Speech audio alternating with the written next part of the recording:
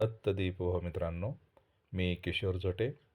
पुन्हा एकदा स्वागत आपल्या सर्वांच्या हक्काच्या चला शिकूया तंत्रस्नेह होऊया या यूट्यूब चॅनलवरती.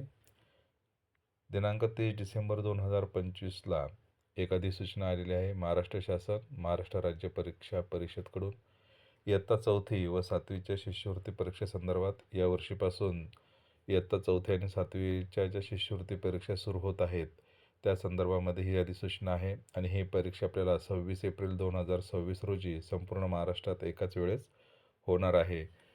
आणि या परीक्षेच्या अनुषंगाने इयत्ता 4थीपर्यंत असलेल्या शाळांची नोंदणी कशी करावी हे या व्हिडिओमध्ये आपण थोडक्यात समजून घेणार आहोत. हा या व्हिडिओचा पहिला भाग असणार आहे. या पहिल्या भागामध्ये आपण आपली माहिती अपलोड कशी करायची हे पाहणार आहोत. त्यापुढची माहिती जी आहे ती आपण या पुढील व्हिडिओमध्ये पाहणार आहोत. तर इथे आपल्याला या अधिसूचनेमध्ये साईटचे नावसुद्धा दिलेले आहेत. जरी हे नाव आपल्या लक्षात राहिले नाही तरी आपण आपल्या लाडक्या क्रोमवरती जाऊन 4थी शिष्यवृत्ती किंवा 4थी असं जरी टाईप केलं तरी सर्च बारमध्ये आपल्याला 4थी शिष्यवृत्ती किंवा 4थी स्कॉलरशिप असं दिसेल. तर चला वळूयात आपल्या लाडक्या क्रोम ब्राउझरकडे. क्रोम ब्राउझरवरती आपण 4थी असं टाईप केलेलं आहे. बघा इथे आपल्याला 4थी स्कॉलरशिप किंवा 4थी शिष्यवृत्ती परीक्षा येते. या सर्च बारवरती आपण इथे क्लिक केल्यानंतर स्क्रॉल केल्यानंतर इथे बघा PUPPS-PSE-UPS हे लिहून आलेलं आहे. इंग्रजीमधून सुद्धा फॉर स्कॉलरशिप असं जरी टाकलं तरी ही साईट आपल्याला मिळू शकते. या लिंकवरती आपल्याला क्लिक करायचं आहे. इथे आल्यानंतर या पद्धतीनं आपल्यासमोर पेज येईल. इयत्ता 4थी व इयत्ता 7वी शिष्यवृत्ती परीक्षा 2026 करता इथे क्लिक करा आणि न्यू असं लिहिलेलं आहे ते फ्लॅश होत आहे. या टॅबवरती आपल्याला क्लिक करायचं आहे.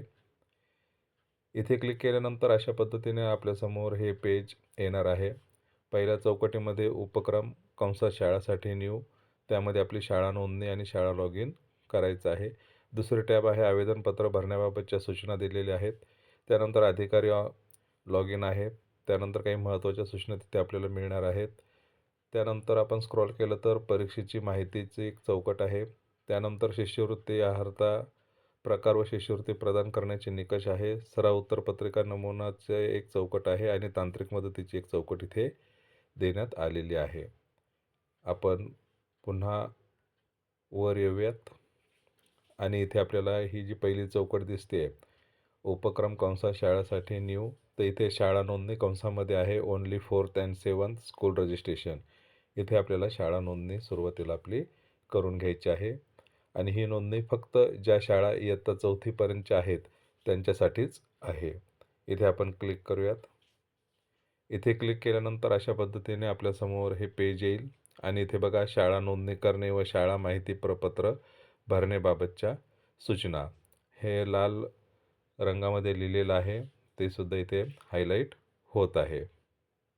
त्यावरती आपण क्लिक करूयात आणि इथे आपल्याला ह्या सूचना दिसत आहे की शाळा नोंदणी आपल्याला कशी करायची आहे.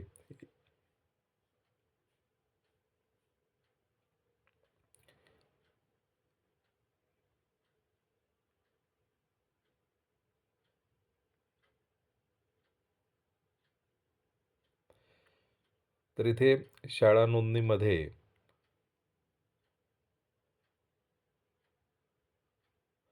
6 नंबरचा जो इथे मुद्दा दिलेला आहे इयत्ता 5वी व इयत्ता 8वी शिष्यवृत्ती परीक्षा 2026साठी यापूर्वी शाळा नोंदणी केलेली नसेल तर खालीलप्रमाणे कार्यपद्धतीचा अवलंब करावा.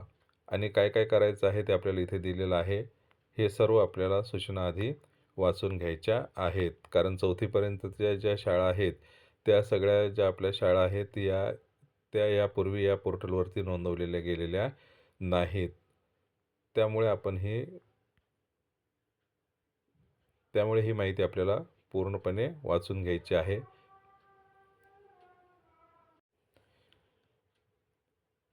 हे जे पेज आहे हे आपल्या हँडसेटमध्ये डाउनलोड झालेलं नाही आहे. हे फक्त आपल्याला इथे शो होत आहे.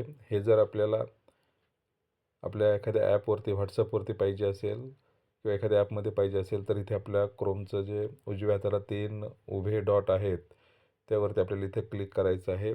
त्यानंतर इथे सगळ्यात खाली सेटिंगच्या वर ओपन विथ लिहिलेलं आहे, त्यावरती आपल्याला क्लिक करायचं आहे. त्यानंतर हे आपल्याला पाहिजे त्या ॲपमध्ये आपल्याला घेता येणार आहे आणि आपल्याला ही सविस्तर माहिती वाचून घ्यायची आहे. आपण बॅक येऊयात. इथे आल्यानंतर पुन्हा आपण आपल्या ह्या रजिस्ट्रेशन शाळा नोंदणीच्या पेजवरती आलेलो आहोत. इथे आपल्याला माहिती दिलेली आहे, ती सगळी माहिती इथे आपल्याला टाकायची आहे.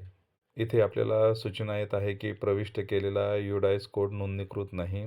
कृपया आवश्यक तपशील भरा आणि इथे आपल्याला प्रत्येक टॅब इथे वाचायचे आहे आणि त्यानुसार आपल्याला इथे माहिती भरत चालायचं आहे.